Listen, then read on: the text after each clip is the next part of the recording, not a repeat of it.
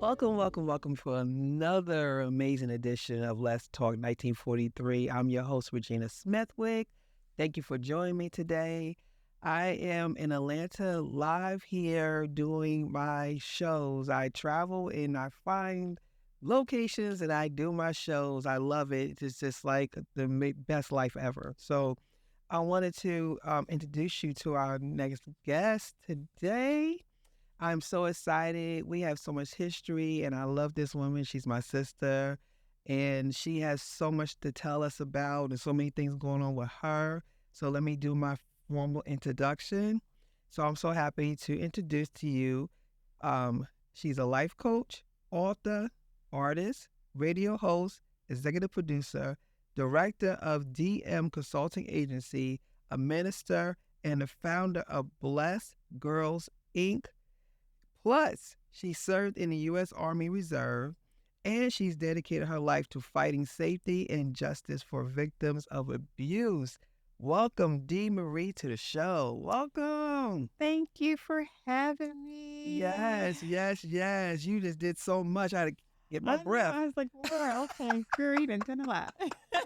Look, sometimes you got to hear your flowers, right? You're right. You're absolutely right. Sometimes you get busy with the work and you forget. And then you got to add it onto the list, and someone got to tell you one day. You're like, wait, did I do all that? Absolutely. Well, you have done all of this I just talked about. So welcome to the show. So I wanted to just dive in and get into some stuff. I want to talk to you first.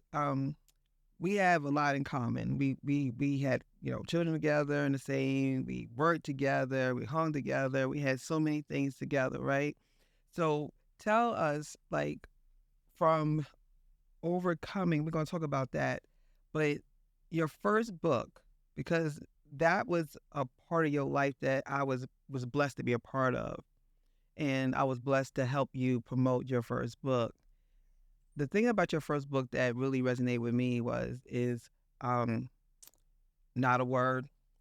You open up yourself to the world, and I know that was not easy, but yet it was easy because it was like soothing, you know what I'm saying? Kind of help you overcome that.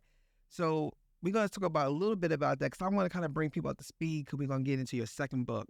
But if you could just tell us a little bit about Not a Word, I would appreciate that. And just kind of give us a little synopsis. Yeah, I think Not a Word was like the opening up of a womb for the process of the healing. I hadn't quite got to the healing part, but I was more open to talking about it because I realized with me being transparent and sharing, I was freeing so many people. And I just said, well, let me just keep talking because for so long I had said not a word, which is how I got this title. And when you go through certain traumas, people tend to say, well, don't talk about it. Keep that on the low, or okay, get over it. And so we don't have these conversations. We don't have these dialogues and things like that. So finally, the dialogues are starting to be had in terms of people being open about, things that they've dealt with in their past. Because, your past does shape you. It doesn't take you, but it shapes you. It sure do. So you have to say, okay, where did I start and where am I going? And so it was just kind of like that opening up. And it was very challenging because at first I was like, I'm just absolutely not doing this. I'm not. I actually wanted to write a book about cultural diversity. But God said something different. He said, okay, we can get to that at a later date. But right now we're going to deal with you. Right. Because sometimes you got to deal with the core of who you are as a person. Yeah. And especially when you said that when you wanted to open up, you was like, no, not a word. We are so afraid of what other people think about us. So afraid. Because the thing about it, if we wasn't, we would be saying whatever, right? Right. Only reason they stop us because of other people. Right. So when you said, and especially in the book, there was a lot of like detailed information that you talked about that I know you probably had people looking at you like. I did. I remember doing interviews on radios and shows, and they were like, oh my God, I want to go to the person and, right. knock them out. Right. And I'm like, no, I'm not there no more. Mm-hmm. This is where I came from. But yeah, and then some people were like, how could you share that? And, what were your family thinking? What would people think? And I was just over it. I'm like, let's talk about it. But see, but a lot of those people who said it to you have their own Had their own that they was tribe. trained, Yeah. because especially in the Black community, we are trained to keep our business in the house. Do not go outside the house and tell our business, regardless of what it is. So we have a lot of people that still have that in them. Yeah. So when you did that, the first thing they said is, "How are your family? What about your family? Well, what about me? What about me? That was the thing. I said, what about the girl in the story? What about me? So I had to get past. I really had to get past that because I realized by me opening my mouth and saying my truth, freed so many people. It wasn't about broke you. generational curses because if you go back, you'll find that our grandmothers and grandfathers been and through that stuff. uncles have had these situations happen, but because nobody said a word for so long, it just kept recycling, recycling, and recycling. I mean, in life, you're going to have, you're going to have things that happen, but you got to be able to deal with it, move past it, and get over it. Now, that's the hard part. That's the hard part. It's not as simple as, oh, just be quiet, get over it, you'll be all right. No, it's not. You got to have a conversation. That's where it starts. You got to get to the healing process. And you got to go deep and you got to be honest with yourself. You got to be honest with the people around you. Yeah. So how do you feel that when you decide to let it go and actually say a word, how did you feel with because people are going to, like you said, look at you differently. People are going to see you differently. And when you do it, did you feel any kind of, and you shouldn't, but I'm asking you this, any kind of embarrassment or any kind of, because you did go into a lot of really details. Right. So did you feel when you were writing that was going to start, like, open up a gate of something else? Yeah, I did have some hesitancy because I thought, like, are they going to see me as the person I am now? Or are they going to still see me as the victim? And of course, initially, when people read a story like that of trauma, a child being traumatized, sexually molested, and all that, they see that story first. And it takes them a while to get back to you, the person that you are now. I'm sorry about that. Yeah. So they kind of go there and you got to work their way back to who you are. Yeah. Because I know when people first looked at you, they was just like, you don't look like what you say. That story couldn't be true. Couldn't be. Because at that time when I had got married, children, all with my life, a great career. And so I didn't appear to be battered or torn because I just refused to be stuck. Amen. In the trauma. I just refused. But you're doing something that majority of people don't do. And that's why they don't believe it, because they feel if you're going through, you're supposed to be screaming and hollering and acting like it and acting up and doing foolishness. Yeah. Because the statistics says that typically you're going to have a mental illness, or you're going to be an abuser yourself, or you're just not going to be able to function as a person in society. And so when you listen to all of what's supposed to happen, that's how people kind of like, oh, well, then she can't be quiet, or because she's not doing any of that. She's not doing any of that. So it was like I was separate from the norm, because I have seen people who've been in my situation and they're not doing well. They're on some type of substances that they're addicted to for life, or they just can never get out of that stuck place in that time of the trauma. So I have been fortunate to do that and show other people how to do it. And that was your calling on that. Yeah. That was your calling on that. Because, I had spoke to another person, and her name was ReGina as well. And she was in your situation. And she ended up inviting the person to church. And she forgave them. And it was hard for them to receive that. It was hard for them to receive it because they, and that's why I always tell people, believe me, it's going to seem like you're being punked out, but you're not. Because when you give it back to them, that ball back in their court, and say, you know what, I'm done with all of it. I can't hold this anymore. I forgive. Sometimes they don't want that. They rather for you to be mad at them because it feels easier for them to handle, if that makes sense. Right. Because now they're like, okay, now that means they're free and I no longer have that bondage over them. Because I remember when I saw the person that victimized me 30 years later, And I thought, oh God, how am I going to feel? And it was really God saying, let me show you how healed you are. Let me show you how powerful you are. Let me show you how free you are. But at the time, I'm like, oh God, is this really going to happen? So a family member died, and I went back to the town, and I had to be in the same space with this person. And it was just like, oh my God. And I think a lot of people were on pins and needles who didn't know what There was like a tennis match. Right. Like, is she going to kill her? She gonna do this stuff, right? What's going to happen? And I'm like, They're like, hold on to their seat. Yeah, literally. So, you had a row of people kind of moving this way to kind of see like what is going to happen. Look at that. And yeah, but it was a funeral. It was a funeral for my uncle, and I got up and spoke, and God just led me to speak on love and forgiveness. And look at that. And I was looking right at the person, and I was like, Lord, God was just saying, you're free. Let me show you how free you are. Now go free somebody else. It's really not about us. He uses us as vessels, and he puts us in situations that we're supposed to help others, and others are supposed to see him through us. Yes. So a lot of times, I think we block our blessings by making it about you. Holding on. Yeah, and holding on because you're making it about you and not seeing the bigger picture in the long game. And the long game will show you that, okay, this happened, but I need to take it and flip it on its head and make it that it's a learning experience for someone else. And it kind of frees you from not taking it all on you. Right. But a lot of times we get stuck in that victim mode, and then you kind of go into sometimes this self-entitlement mode that you feel that the world owes you because, it did me wrong. So everyone owes me because I should not have been treated like this because nobody else went through this but me. So I'm going to get something out of this. And they do it the wrong way, and then they go through a lot of, They get stuck in bitterness. Yeah.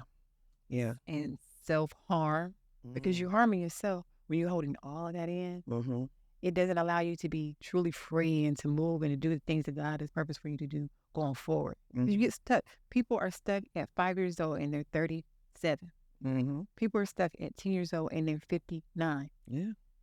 They're stuck because they don't want to trust. They don't want to trust. Nothing is promised that people are going to do you right in this world, right? And when they don't, is how you handle it is how it will be resolved. If you handle it the way you handle it, it's not saying it's easy because you have to still go through. It's not like you just woke up one morning and say, okay, I'm over it. Right. And went through stages, but you allow God work through you. And if some people are not grounded, they don't have that foundation. I just say, God chose me. First of all, he chose me for the trouble. Trusted me with the trouble. Wait. Stop. God trusted you with the trouble. Yeah. Wait. Trusted me. He gave you trouble and said, I need to trust you with this. I need you to trust you that I'm going to take you through some stuff. If you can't be trusted, I can't use you like this. There you go. But people be like, well, don't use me then. That's great. Listen. Pass me by. I don't need that. Pass me by. I don't need that. Yeah, right. You thinking that is a punishment, but you're taking it as like a badge of honor by saying, God, thank you for this. Yes. When I got to that place in it, and I realized that I turned that pain into power. I'm saying, Lord, the Lord trusts you with that problem. He trusted me with that problem. So you got to understand that, God has to give the devil permission to mess with you. People don't understand. Some can deal with certain types of levels, and some. Well, that's where that comes from, that God don't give you enough that you can't bear, right? That's where it comes from. He designed us all for certain things that he knows that we're going to go through, right? The purpose. And, if y'all know me by now, I talk about purpose all the time because it's really like why we're here. We're here for a purpose, and our journey is to find that purpose and allow him to work through us for this purpose. And like I said, Not a Word was a ministry because I was there. I was helping her promote her book. And just to hear the stories that people were telling you and emailing you, and there just needs one person just to open up and the floodgates, because they trust. They say, well, if she could do it, I can do it. And, the deliverer is the person that's why he said, you know what? he gonna make sure that you get set up here and get set up over here and get invited here and get invited there. Talk at this church, do over this, because he knows that the people he needs to hear is gonna be there. He already knows all this is divine ordered already. Literally. But it took me years to figure that one out. Yeah, and it does. It takes your time because at first I'm like, "Are you sure, guys?" You know how you have your little Yeah. your little moments. You're like, "Are you sure this is what you want me to do? Are you sure you want me to expose myself? Are you sure you want me to be completely open to the world to share my story for what?" And so, look at this. Going forward, I took that. I took my testimony and turned it into a play, Mm-hmm. and was able to bless a lot of people visually because some people are visual learners. Some people may not read the book, Mm-hmm. but they saw the play. And so many people were impacted. There were men, because, at first, a lot of times people think it's just women that go through Nope. this type of It's a lot of men that go through it. Absolutely not the case. And there were a lot of men coming to me like, "Oh my gosh, you started my healing process." And I'm like, big old NFL player came and bear hugged me one time and was like, "This is what I needed." I was like, okay. And so that even changed my perspective. Like, this isn't, like you said, it wasn't about me. Uh-uh. This is bigger than, and it was around that time when Oprah had that big show and all the men were saying Oh, yeah. we were victims too. And I was like, wow. Now I'm thinking about it when you Yeah. said that with men, I think that the predator takes advantage of the fact that a man is going to probably definitely not say nothing. Definitely A woman not. will say, it's a possibility. Mhm. You may scare her enough that you groom her enough, but a man usually would not, because Right. they're ashamed that they feel that I'm supposed to be powerful enough for Right. not that to happen to me.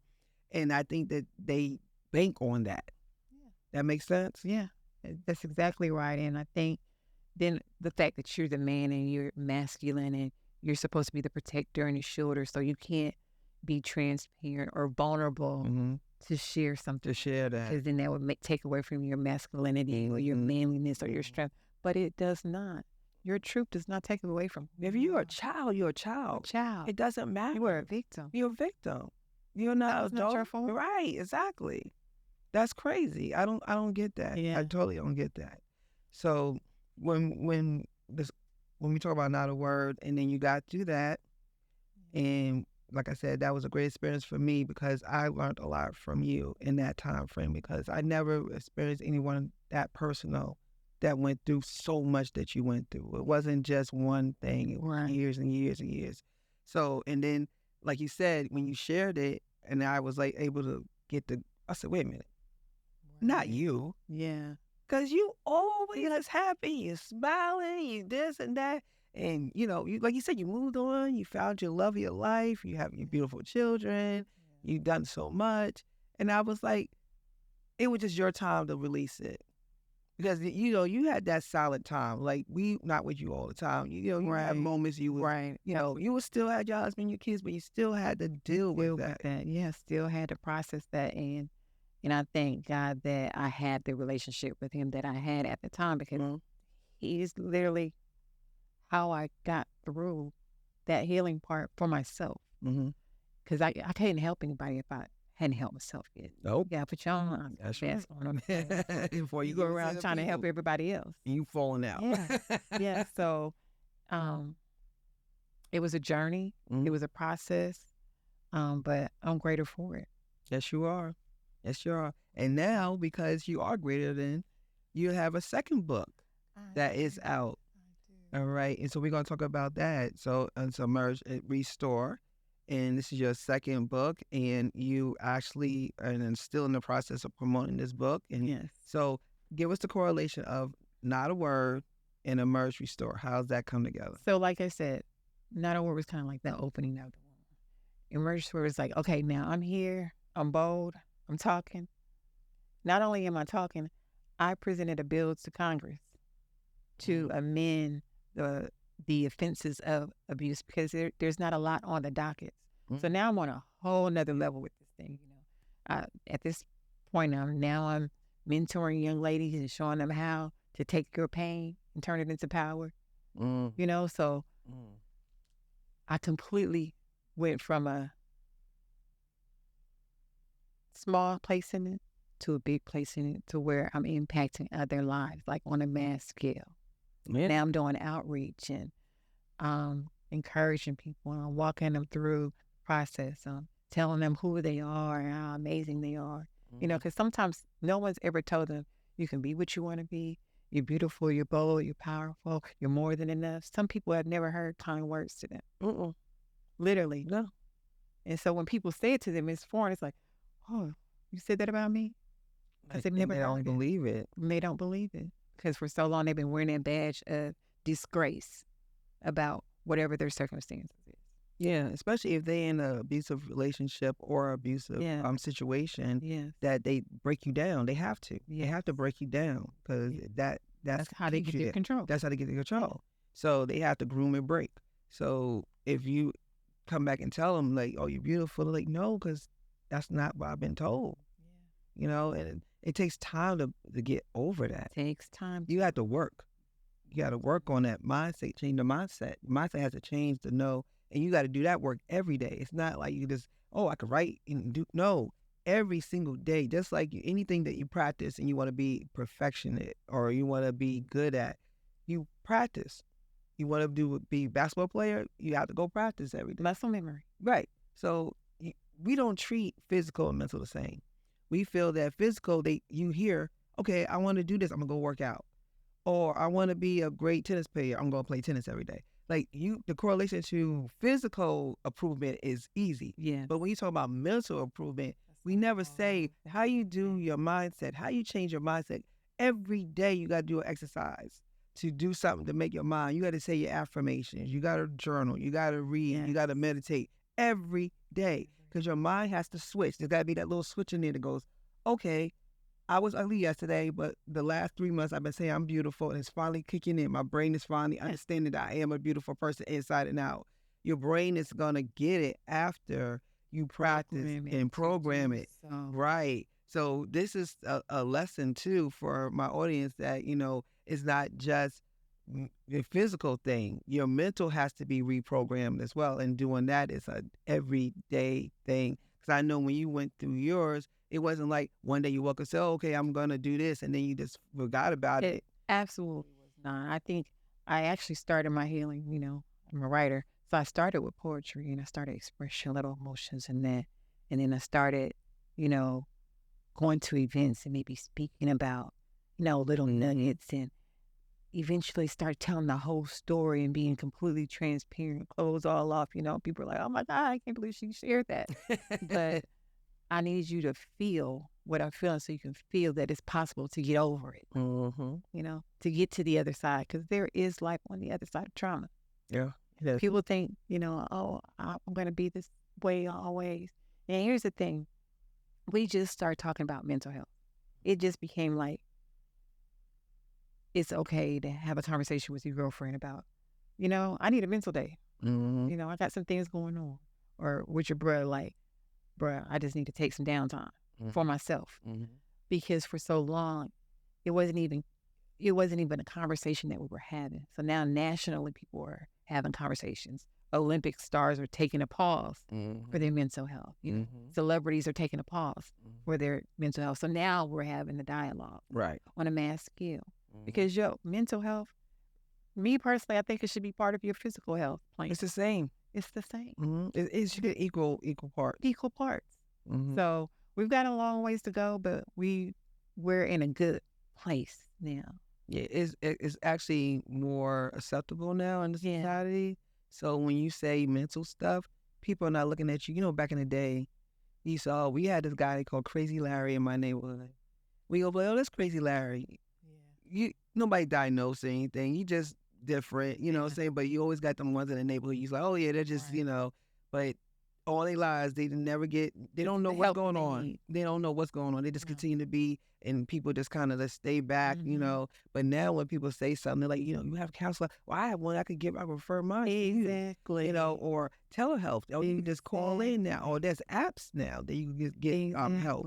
The best gift you can give to yourself is counseling when you're going through something. And you don't have to be completely, people think, oh, I have to be to where I'm in a straitjacket and You I'll can be be actually good. You can be actually good And go to and counseling. still go to counseling to make sure your mental health is good and you're working through the issues that you may be facing or you're going to face. So listen, that should be part of your self-care. You know, everybody's into self-care now. That's a part of your self-care. Make sure your mind, your mental is good and your physical will follow. Yep, exactly. Literally. So when you do emerge, I mean, restore is basically these steps that you're talking about. It's coming up and coming up. Oh, it's like a flower emerging from just a seed to a beautiful flower. It's a process.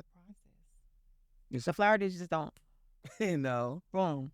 It's a if you actually sit and watch that thing grow, you know, like watching science programs and stuff like that. It's a process. It is.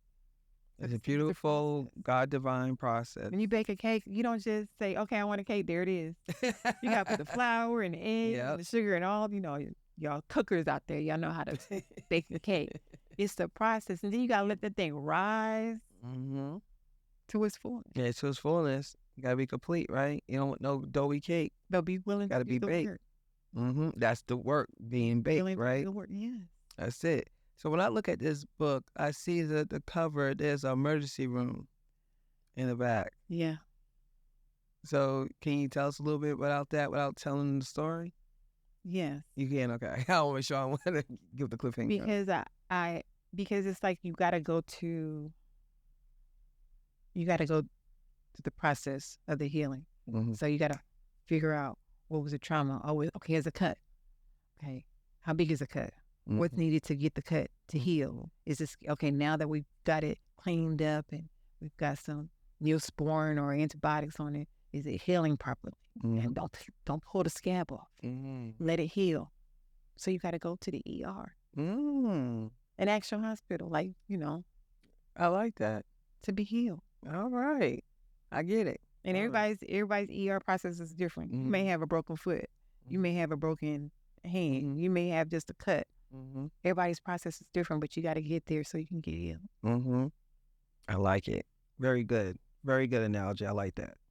So let's talk about overcoming. So now we emerged, we had the flower, we grew out the ground, and now we're overcoming. So you're at the overcoming stage now of all of this. So let's dive into the topic of overcoming. When I say overcoming, what does that mean to you? Freedom. Freedom to be okay with not being okay. Freedom to be okay with being where you are. You know? Freedom. Oh, like that. Freedom to be okay to be not okay. You know how hard that was for me to do? I had to be okay for I don't want to talk today. I don't want to conversate with no one today. I don't want to call you back. I don't want to come over. I don't know why. I just don't want to do it. My body's telling me to stay home and I just want to be with myself and I'm just going to do it. Yeah. And I'm not going to explain the reasons why. How about that? Because I used to. So now people are like, what's wrong? You're not telling me what's wrong. No, I just don't feel like explaining myself to you. I just don't want to be bothered right now. Nothing personally. I just want to be to myself now. And that's okay. It's okay. But you got to get to the point that you realize it's okay, that you not have to explain yourself to people. Or overcompensate and know it is a complete sentence. It is. I was just talking to somebody and I was like, you can say no. Yeah, but I don't want them to think that. No, you just can say no. You don't even have to give an explanation. You can just say no. You have the right. You have to set boundaries in life. No. No, I can't do this for you. Or no, I can't be there. Or no, I can't give you this now. Yeah, especially when you like talking about overcoming. The part of overcoming is being able to be who you are, authentically yourself, and to be good with you and understand that you need whatever, like you said, the self-care, the mental breaks, all that good stuff. And some days I just need that break, that I don't call you back. I'll call you tomorrow. And when I call you tomorrow, I'll call you tomorrow. I had to understand that because people used to do that to me all the time. But I was always like, if the phone rings, I'm running, trying to break my neck to get the phone. And, I got to get it while you call me. And I had to be like, I don't have to do that. I don't have to do that because guess what? A lot of times, 9 times out of 10, they not breaking it. When you call her right back and, when they get an opportunity or when it's better for them. Yeah, that's the thing. And you have to realize is that you're doing all this for someone or people who are not doing it for Not you. doing it for you. But it's okay because they had that same right you have. I'm not mad at it. I'm just late to the game because I needed to do the same thing for me because I don't drive myself crazy trying to be there for every beck and call. Right. And I'm like, I don't have to be like that for everybody in every situation. Boundaries. Other people can do it too. And I had to learn that. And I had to step back. And when I stepped back, I'm like, I just feel so much better. Right. I'm not really overwhelmed anymore. Right. And that's the thing. That's when I say freedom, I realized with the, there's a new thing I'm overcoming now. And that's a whole nother show, y'all. But I realized I was overwhelmed with trying to make it all happen for everybody else. Mm-hmm. And I didn't even realize I was taking you up. It was taking me up. Mm-hmm. Yeah. I had no water in my cup left for me. It was a big hole in the bottom. So now that I'm in a different place in time in my life, and I'm so okay, and I'm making sure that cup stays full so that I can hydrate. Mm-hmm. Okay. Mm-hmm. Mm-hmm. So if anybody's listening to me like, I don't know how to tell my mom no, or I don't know how to tell my kids no. Oh yeah, you can say no to your kids. Let's start. That's a whole nother show. Say no. If you can't meet that engagement because you've just been kind of booked up the week before, say no. Or the boss wants you to work overtime. You already work 60 hours, but he wants another 5 hours.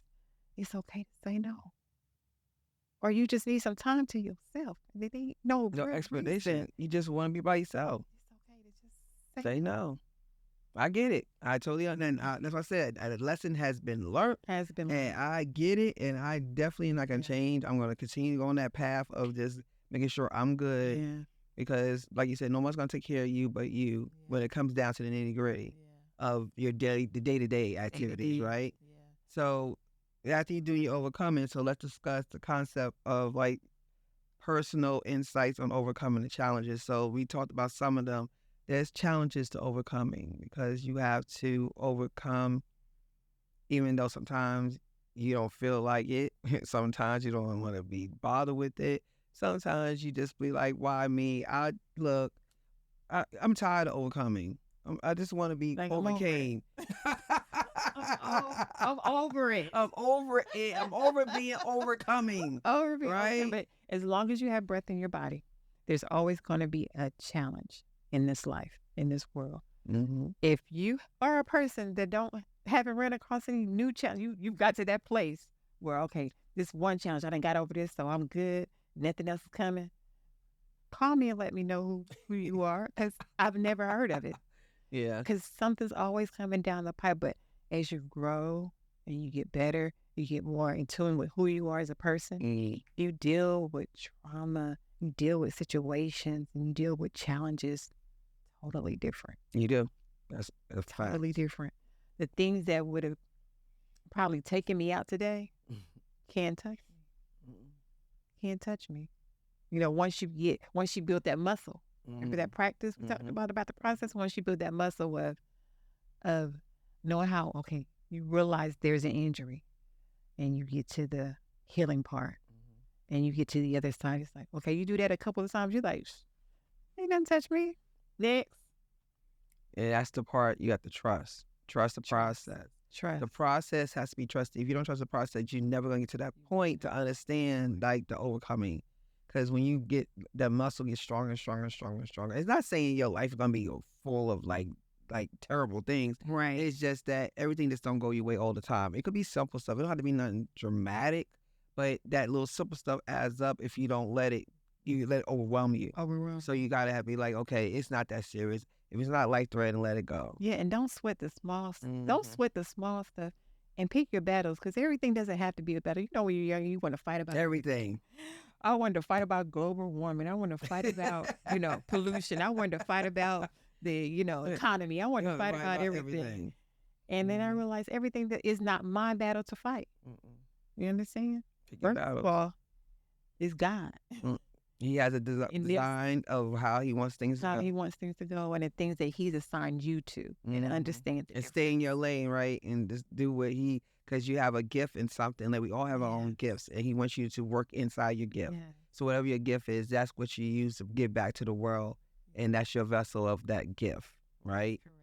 So talking about gifts, you are an amazing community service activist and outreach ministries. You do a lot of stuff. I was actually able to and was blessed to do one of your ministries when we went and gave water to the homeless. Yes, that's my heart core. And even I still, I used to have packages in my trunk if I'm going somewhere, and if I happen to run across someone that was in need, like, here you go. And people were like, you just keep stuff with you. But yeah, that's just my passion, to give back, to help people that don't have a voice, or they feel neglected, or they feel like the world has dejected them.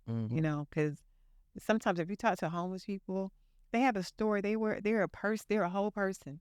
They had a whole life. They just fell into a situation that they just got stuck in. And what if nobody reaches back and tries to grab them?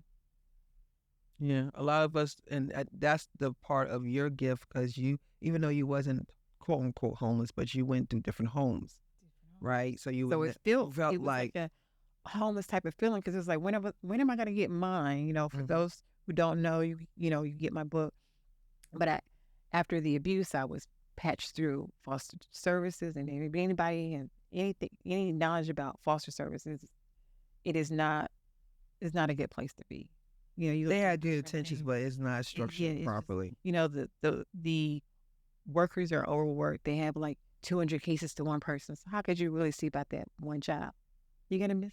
You're gonna miss a lot of stuff, and it also go right under the radar. Right under the radar, and it costs lives. So, I mean, it's just so much. It's so much. So, God created my heart, created right, because you understand how it is for people to not have someone who cares about them, not have someone who will help them, not have someone to talk to. A lot of times, people just need to hear a sound from you. Hello, I love you. You're beautiful. They said somebody say hello makes a big difference. Because homeless people don't talk to them. They think that they are not humans because they homeless. So don't talk to them. I'm not violent. I just don't have a house. I don't have a residence. I remember one person, I said, well, why can't you go and get assistance? They said, because you need an address. Yeah, address. To get the assistance. So how is the system really working if these people don't? Now they're kicking them out of the cities, and they don't want them to exist at all. I don't know where we plan on putting these homes. On another planet. They're gonna put them on a ship, and on a rocket ship, and put them. I don't get it. I don't get it. I don't get it. And then it's crazy. My other group is young ladies. I love to see them, just take them from their development stage to kind of put them to places that they've already been purposed for.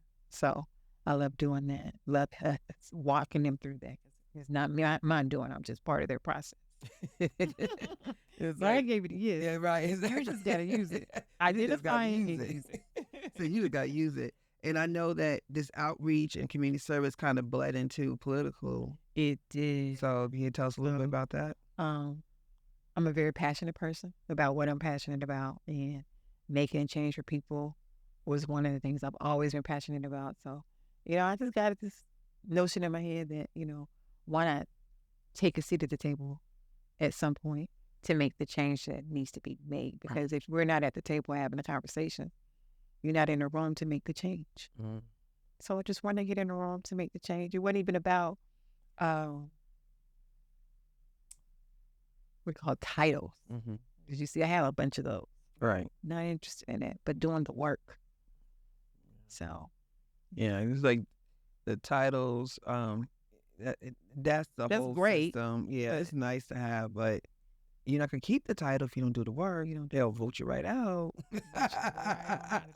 So, but and that was a really a great moment in your life, because anyone who says I'm gonna sign up to serve for basically nothing, but take on all the headache, is a major person. People don't understand the political world is not easy, especially on the smaller scale when you're working in the city. Yeah, the local government. Those are not easy, because even though it's not like United States stuff, but people, you're so tangible that people could literally just call you up or come knock on your door and say, hey, my pipe down the street ain't, can you Heard tell about them? that? Yeah. Right. Because, you're more reachable. I still get people, they're like, hey, such and such is happening in the community 2 doors over. What do you know about that? And I'm like, I'm not the mayor, but let's see what we can do. Let me see what I can do. As soon as they trust you, they like, okay, she can fix it. She can do it. I've been fortunate to develop relationships in my community that a lot of times I can just call somebody and say, hey, can you help such and such? Or hey, what's going on with that? Or hey, what do we need to do with this? Mm-hmm. I'm big on partnering up with other communities that want to do stuff to help, whether it's to feed or to give or anything with children. Man. They can't fight for themselves. Yeah, and you've been there. And now we want to take away their educational rights. What in the world is going on with America? Oh no, it's just all that. Look, that's a whole nother show, right? Yeah. But I just wanted to, first of all, thank you so much for being on my show. You are an amazing woman. You are a woman of God, and God is doing amazing things in your life, and we are benefiting from it because we are learning from you. And I really value you, and I love you. And I just know that this book that y'all see up here, please, is on Amazon. If you want to learn more about Dee Marie and the flower coming out out of the dirt and blossoming, and you may need that encouragement. You may need that extra push to go ahead and do that for yourself. You go right on Amazon and you see her information right there, and I would recommend for you to do so. So thank you for joining us today. Thank you for being on Let's Talk. Oh yeah, of course. Thank Dee Marie for being here and sharing your amazing story. And I would like to tell you thank you for joining me again on Let's Talk 1943. I am your host, ReGina Smithwick. You can find me on all platforms. I'm on YouTube, Facebook, Instagram, and Twitter. And I am on Your Home TV Network. Please tune in on my channel on the Your Home TV Network. And you will see all my episodes of this amazing show, Let's Talk 1943, because y'all are the ones that's making this show amazing. So I would like to say thank you again, and y'all have a blessed day. Thank you. That you do for the people. Oh, thank you. Thank you so much.